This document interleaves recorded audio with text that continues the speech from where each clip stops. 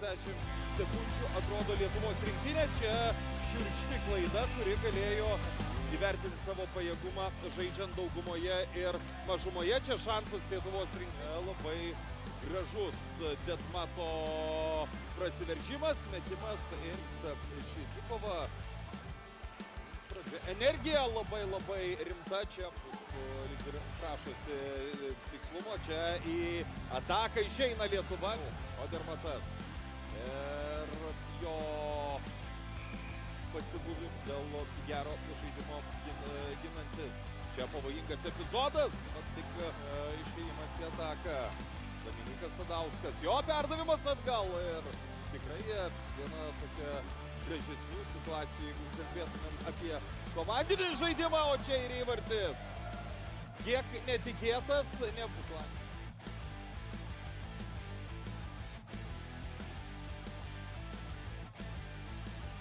Galiausiai buvo prarastas tas ritulys. Dabar lietuviai vėl su labai viena iš svarbesnių misijų.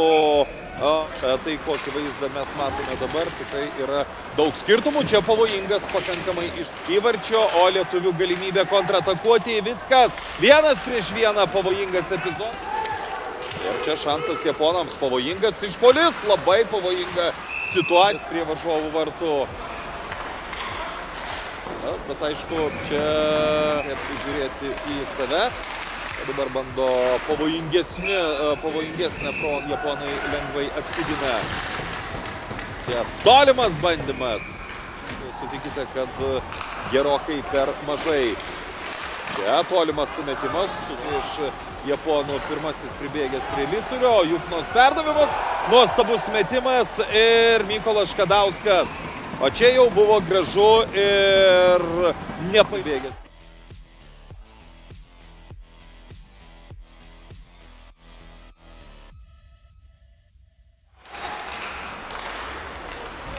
Reikia gintis. Čia tikrai kur kas geriau žaidėlinius. Jie labai mažai epizodų sukūrė prie Lietuvos. Mykolas Škadauskas gana arti hat-triko. Jo pavojingas metimas ir čia dar vienas tikslus metimas. 3-0 Škadauskas.